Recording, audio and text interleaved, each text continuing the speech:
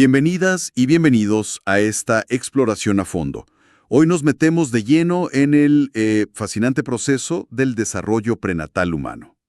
Un viaje increíble, realmente. Tenemos como guía unas notas súper completas, que van detallando todo, ¿no? Desde esa primera célula hasta que nace el bebé. Cubren las etapas, los hitos funcionales, cómo se ve todo, y también, bueno, qué cosas pueden complicarse. Exacto, son bastante detalladas. La idea hoy es, desentrañar un poco las fases más importantes de esta transformación, entender cómo se vigila desde el punto de vista médico y qué factores pueden, digamos, meterle ruido a este proceso tan delicado. Ujú. Y para arrancar, fíjate que hay un dato en el material que impacta bastante y como que pone el foco en algo clave. El caso de Lina Medina. ¿Lo ubicas? Sí, claro, la madre más joven registrada en la historia. Exacto, gestó a los 5 años. A ver, es un caso súper extremo de pubertad precoz, obviamente, Sí, una rareza ginecológica total. pero nos recuerda de una forma muy gráfica que el timing, la secuencia, la regulación hormonal, todo eso es crucial, ¿no? En cada pasito del desarrollo. La biología tiene una precisión que asombra, pero también, sus variaciones inesperadas. Totalmente de acuerdo. La sincronía es fundamental. Ok, entonces, a ver, vamos a desglosar este viaje. El desarrollo antes de nacer se divide clásicamente en 3 grandes periodos, ¿cierto? Correcto. Empezamos con el periodo preembrionario. Son las primerísimas 3 semanas más o menos. Tan poquito tiempo y pasa de todo, imagino. Muchísimo. Ahí ocurre la fecundación, que suele ser en la trompa de falopio, luego la división celular, la segmentación, mientras esa célula viaja hacia el útero. Ujú. Después, la implantación en la pared del útero. Y la gastrulación, que es cuando se forman las primeras capas germinales. Pasamos de un cigoto a un blastocisto y luego a un embrión que tiene 2 capas y enseguida 3. ¡Wow! Es una etapa tan inicial y tan delicada que si hay problemas cromosómicos importantes, a veces ocurren pérdidas tan tempranas que ni siquiera se llegan a detectar como un embarazo. Entiendo. ¿Y después de esas 3 semanas? Después viene el periodo embrionario. Este va más o menos de la semana 3 a la 8. Y este es el momento clave, digamos, de la organogénesis. Organogénesis, o sea, la formación de los órganos. Exacto. Aquí se forma el boceto, la base de todos los órganos del cuerpo. ¿Ya? ¿Y el tercero? Y finalmente, el periodo fetal, que va desde la semana 9 hasta el nacimiento. Aquí la palabra clave es crecimiento y maduración. Lo que ya se formó ahora tiene que crecer y perfeccionarse, volverse funcional. Detengámonos un poquito en ese periodo embrionario, el de la semana 3 a la 8. Mencionas la organogénesis. Se forman los órganos desde esas 3 capas famosas: endodermo, ectodermo, mesodermo. Dijiste que es un momento clave, pero me suena también a que es súper vulnerable, ¿no? Exactamente. Es el periodo de máxima sensibilidad a los teratógenos. Teratógenos. Esos son los agentes que pueden causar problemas. Justo. Agentes externos como, algunos fármacos, productos químicos, incluso ciertos virus, que pueden interferir y causar malformaciones. Por eso es tan importante la clasificación de riesgo de los medicamentos durante el embarazo. Esas letras A, B, C, D, X. Claro, la famosa categoría X. Exacto. Un medicamento categoría X, como algunos que se usan en quimioterapia, está totalmente contraindicado en esta fase porque el riesgo de daño fetal es altísimo. Entiendo. ¿Y los virus? Mencionaste algunos. Sí, a ver, no todos los virus son un problema grave. La placenta es una barrera bastante buena en general, pero algunos sí logran cruzarla y pueden causar estragos, como el virus del Zika, por ejemplo. Ah, sí, el Zika. Si la infección ocurre en esta etapa embrionaria, puede provocar microcefalia, entre otros problemas. Es justamente aquí, en este periodo, donde se originan la mayoría de las malformaciones estructurales más serias. ¿Como cuáles, por ejemplo? Pues mira, problemas en el cierre del tubo neural, como la espina bífida, defectos del corazón, a veces muy complejos, problemas en la formación de la pared del abdomen, como el onfalocele. Que es cuando los intestinos quedan fuera, ¿no? Eso mismo. O la formación de bandas amnióticas, que son como unas bridas que pueden incluso llegar a amputar deditos o miembros. También la secuencia de Potter, que se asocia a problemas de riñón y falta de líquido amniótico, suele originarse en esta etapa. Uf, qué delicado. Es como dices, como construir los cimientos de una casa. Si algo falla ahí... Exacto, si falla la base, todo lo que viene después se resiente. Bien.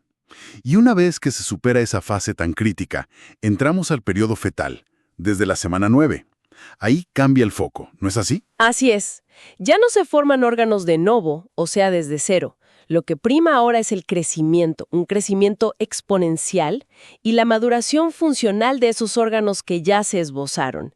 El feto aumenta muchísimo de tamaño y de peso. Pero el riesgo de esos teratógenos, ¿desaparece del todo? Ojo, no desaparece por completo. La exposición al alcohol, por ejemplo, durante el periodo fetal, puede causar el síndrome alcohólico fetal. Que afecta sobre todo al desarrollo del cerebro, ¿verdad? Principalmente al cerebro, sí, y también a los rasgos faciales. Las drogas, las adicciones maternas, también siguen siendo un peligro importante. Lo que cambia es más bien el tipo de daño. Ya no tanto esas malformaciones estructurales grandes. Claro, no tanto eso, sino más bien problemas funcionales o problemas de crecimiento, retrasos. Y es también en este periodo fetal cuando el feto ya tiene un tamaño un poquito mayor, más de 1 centímetro generalmente, que las malformaciones que se originaron antes en el periodo embrionario suelen poder detectarse con las ecografías. Hablando de ecografías, esa es como nuestra ventana para ir viendo cómo va todo, ¿no? ¿Cómo se usan para seguir el desarrollo? Son fundamentales, sí. Hay varias ecografías que son clave a lo largo del embarazo.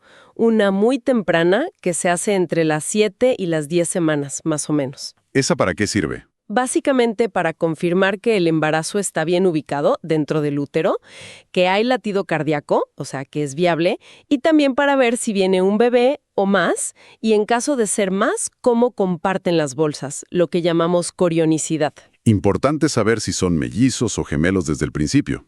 Claro. Luego, entre las 11 y las 13 semanas más 6 días, se hace la que llaman ecografía genética. Genética. Se ve el ADN. No directamente el ADN, pero se miden marcadores que nos dan pistas sobre el riesgo de problemas cromosómicos. El principal es la translucencia nucal. Ah, el pliegue de la nuca. Exacto, un pequeño espacio con líquido en la nuca del feto. Si está aumentado, sube el riesgo de síndromes como el de Down, el de Patau. También se mira si está presente el hueso nasal, que es otro marcador. Y en esta eco también se aprovecha para calcular el riesgo de que la madre desarrolle preeclampsia más adelante. Qué completa.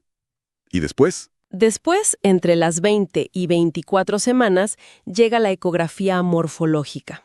Esta es un examen súper detallado. Es como un escaneo de pies a cabeza buscando posibles malformaciones en todos los órganos. El corazón, el cerebro, los riñones, el diafragma, la pared abdominal, todo. Esa es la que a veces tarda más, ¿no? Sí, puede llevar un buen rato porque hay que mirarlo todo con mucho cuidado.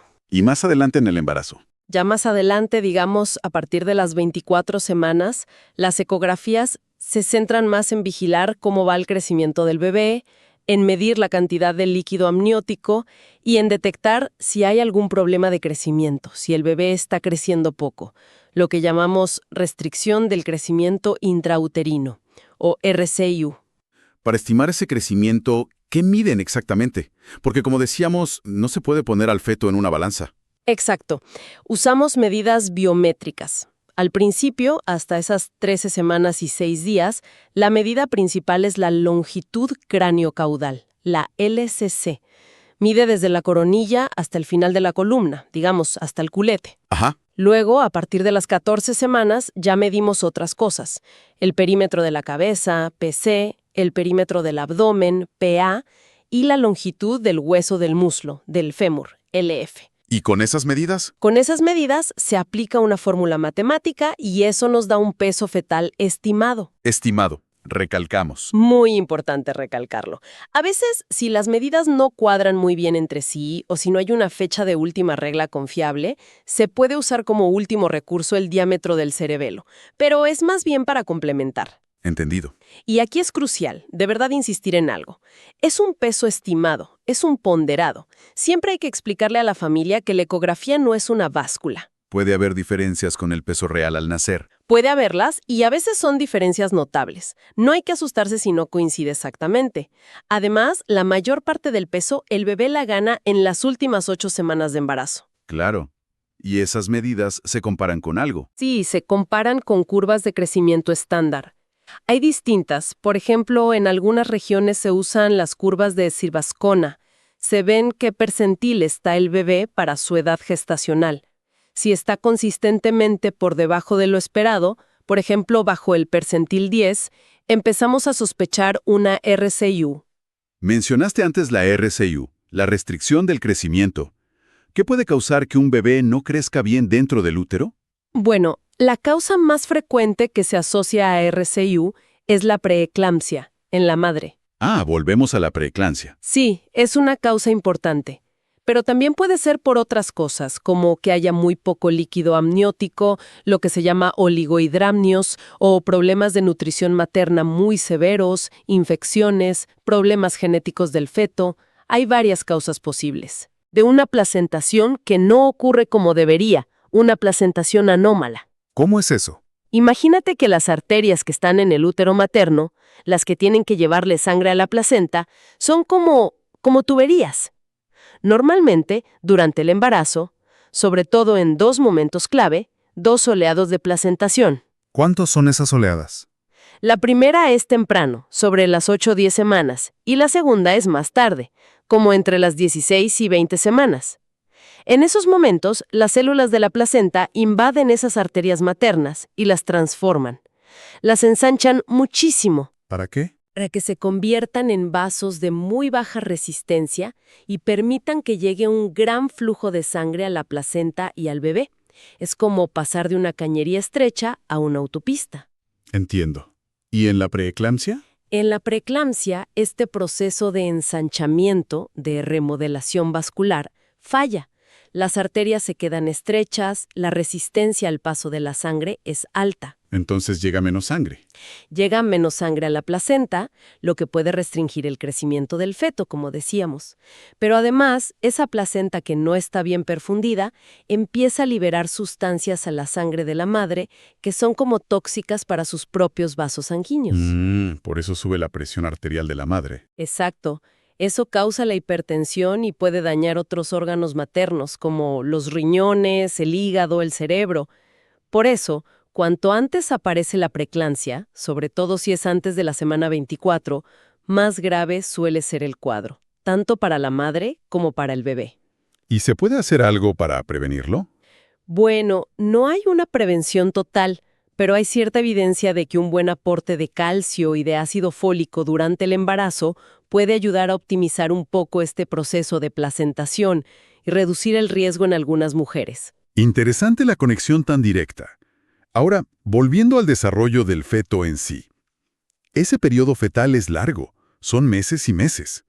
En lugar de hacer una lista como de supermercado mes a mes, podríamos destacar algunos, no sé, momentos estelares de esta etapa de crecimiento y maduración. Claro que sí. Podemos resaltar hitos clave. Por ejemplo, al inicio del periodo fetal. Pensemos en el tercer mes, o sea, entre las 9 y 12 semanas. ¿Qué pasa ahí? Pues ya se ven los deditos de manos y pies, la cara empieza a parecer más humana, aunque la cabeza sigue siendo proporcionalmente muy grande, y funcionalmente empiezan a trabajar órganos importantes, la tiroides, la hipófisis. El hígado empieza a producir células sanguíneas, lo que se llama hematopoiesis, y el riñón ya produce orina. ¡Wow! Ya orinando en el tercer mes. Sí, y esto es súper importante, porque esa orina fetal es el principal componente del líquido amniótico en la segunda mitad del embarazo. ¡Qué loco! ¿Algo más en ese tercer mes? Algo crucial que ocurre internamente. Las asas intestinales, que durante un tiempo estaban como herniadas, metidas dentro del cordón umbilical. ¿En serio? Sí, es normal al principio. Bueno, pues en este mes tienen que regresar al abdomen. Si no lo hacen, es cuando tenemos problemas como el onfalocele que mencionamos antes. Fascinante. ¿Y después, qué otro salto importante podemos mencionar? Bueno, en el cuarto mes, digamos entre las 13 y 16 semanas, lo que más llama la atención es el crecimiento rápido de las piernas, que se ponen más proporcionadas con el resto del cuerpo. También aparece el lanugo. El lanugo, ese vellito fino, ¿no? Ese mismo, un pelo muy finito que cubre el cuerpo. Y otro hito importante es que empieza la osificación más en serio. Se forman los primeros centros de hueso en los huesos largos. Y eso tiene una implicación clínica que mencionaste antes. Exacto. Tiene que ver con los procedimientos para interrumpir un embarazo en esta etapa. Si se hace de forma instrumentada, esos huesitos que recién se están formando, aunque sean pequeños, pueden astillarse y causar una lesión grave en el útero. Por eso, en estas edades gestacionales, se suelen preferir otros métodos que impliquen la expulsión fetal. Entendido. Y el famoso momento de sentir las pataditas. ¿Cuándo llega eso? Ah, ese es el 5.º mes. Generalmente entre las 17 y 20 semanas. Es cuando la madre suele empezar a sentir los movimientos del bebé. Es un momento muy emocionante. Me imagino. Además, en este mes aparece la vernix caseosa. La grasita esa blanca. Sí, esa grasita que protege la piel del bebé del líquido amniótico. Y algo funcionalmente muy importante, el páncreas fetal empieza a producir insulina. Ahí está la conexión con la glucosa materna que dijiste. Justamente, si la madre tiene niveles altos de glucosa, por ejemplo, por una diabetes gestacional, el páncreas del feto trabaja extra, produce mucha insulina. Esto hace que el feto crezca mucho, a veces demasiado, macrosomía, y el problema viene al nacer. Se corta de golpe el suministro de glucosa alta de la madre, pero el bebé sigue con su páncreas produciendo mucha insulina. Y le baja el azúcar peligrosamente. Exacto. Puede hacer una hipoglicemia neonatal, que es grave. Qué importante esa conexión metabólica. Y el desarrollo de los sentidos, ¿cuándo empieza a percibir el mundo exterior? Avanza mucho. Hacia el 6.º mes, entre las 21 y 24 semanas, la piel todavía es muy finita, casi translúcida, se ven las venitas, pero el feto ya tiene reflejo de succión, empieza a practicar y, atención, ya es capaz de percibir sonidos del exterior. Ahí es cuando se dice que le puedes poner música. Claro, esa es la base de la estimulación prenatal auditiva. Ya puede oír la voz de la madre, los ruidos del entorno. Para esta fecha ya mide más o menos la mitad de lo que va a medir al nacer. ¿Y cuándo se considera que podría sobrevivir fuera, aunque sea con mucha ayuda médica? El umbral de la viabilidad extrauterina, o sea, la posibilidad de sobrevivir fuera del útero, se sitúa generalmente alrededor del 7.º mes, entre las 25 y 28 semanas. ¿Qué cambios lo permiten? Varias cosas. Los párpados, que antes estaban fusionados, ahora se abren, así que puede reaccionar a la luz. Acumula más grasita subcutánea. Y lo más crítico, los pulmones y sus vasos sanguíneos siguen desarrollándose mucho. El sistema nervioso central también empieza a ser capaz de regular funciones básicas como la temperatura y la respiración, aunque de forma muy inmadura. O sea, necesitaría cuidados intensivos sí o sí. Sí, definitivamente. Necesitaría una unidad de cuidados intensivos neonatales, pero la posibilidad de sobrevivir existe y aumenta semana a semana. Vale. ¿Y el 8.º mes? ¿Qué es lo clave ahí? El 8.º mes, entre las 29 y 32 semanas, es súper importante para los pulmones. Se acelera muchísimo la producción de surfactante. Esa sustancia que evita que se peguen los pulmones al respirar, ¿no? Exacto, que evita que los alvéolos se colapsen cuando el bebé exhala. Y además ocurre otra cosa clave hacia el final de este mes, sobre la semana 32.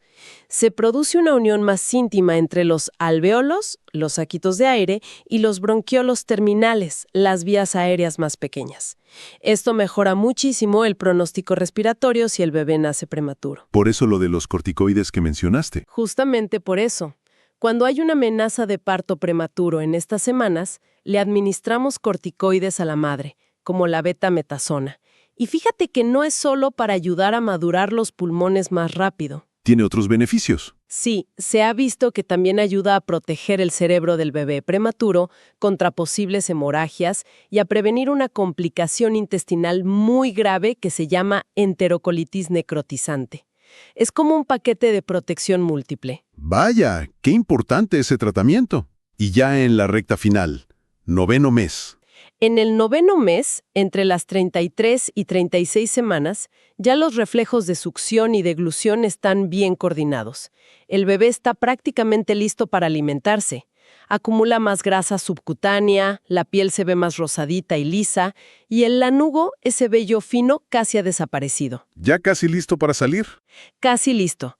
Y ya cuando llega a término, que consideramos entre las 37 y 40 semanas, Ahí ya es un bebé completo, digamos. bueno, tiene el aspecto típico del recién nacido, más regordete, pesa en promedio entre 3 y 3,5 kilos, mide unos 50 centímetros. Funcionalmente, puede respirar bien, digerir la leche, llora con fuerza si algo le molesta. Pero mencionaste algo del cerebro. Ah, sí, ojo con eso. Aunque parezca completo, su sistema nervioso central, sobre todo las partes más sofisticadas como la corteza prefrontal, La que usamos para pensar, planificar, controlar impulsos. esa misma. Esa parte seguirá madurando de forma muy intensa durante años, durante toda la infancia y hasta la adolescencia. El desarrollo cerebral no termina ni mucho menos al nacer. ¡Qué dato tan importante! ¿Todo este proceso tiene una duración determinada? ¿Cómo se calcula el tiempo? Y la famosa fecha probable de parto. Sí, hay dos maneras principales de contar el tiempo del embarazo. La que usamos en la práctica clínica diaria se basa en la fecha de la última menstruación, la FUM. Contando desde el primer día de esa última regla, ¿no? Exacto, desde el primer día de sangrado. Contando así, un embarazo que llega a término dura unas 40 semanas, que son unos 280 días. ¿Y la otra forma? La otra forma es la embriológica, que cuenta desde el momento real de la fecundación. Como la fecundación suele ocurrir unas 2 semanas después del inicio de la última regla. Entonces son 2 semanas menos. Claro, contando desde la fecundación, el embarazo dura unas 38 semanas, o sea, 266 días. Pero en la clínica casi siempre usamos las 40 semanas desde la FUM. ¿Y por qué es tan importante saber la edad gestacional con la mayor exactitud posible? Para su tiempo.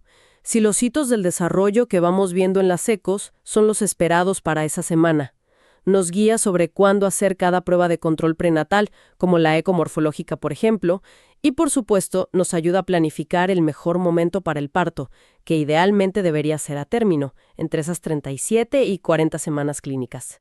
Realmente es un viaje asombroso el que hemos recorrido hoy. Hemos visto cómo se pasa de una simple célula a un ser humano increíblemente complejo. La precisión que requiere cada etapa, ¿no? Desde la implantación, esa delicadísima formación de órganos en el periodo embrionario, Sí, esa etapa es crítica. hasta toda la maduración final en el periodo fetal. Hemos entendido un poco mejor cómo herramientas como la ecografía nos permiten asomarnos a ese mundo interior y cómo factores internos, como la genética, y externos, como la salud materna o los teratógenos, pueden influir. ¿Cuál sería como la gran idea que nos llevamos de todo esto? Quizás la increíble orquestación biológica que hay detrás y a la vez su enorme vulnerabilidad. Sin duda. Es una mezcla de robustez y fragilidad asombrosa. Y un punto que las fuentes que revisamos resaltan y que a mí me parece que invita mucho a reflexionar es justamente eso último que mencionamos, sobre el cerebro. Que el desarrollo no termina al nacer. Exacto. Que funciones cerebrales súper importantes, las que nos hacen humanos en el sentido más complejo, la planificación a largo plazo, el control de nuestros impulsos, la empatía, todo eso que reside en la corteza prefrontal, siguen cableándose y madurando durante años, durante toda la infancia y la adolescencia. Es verdad.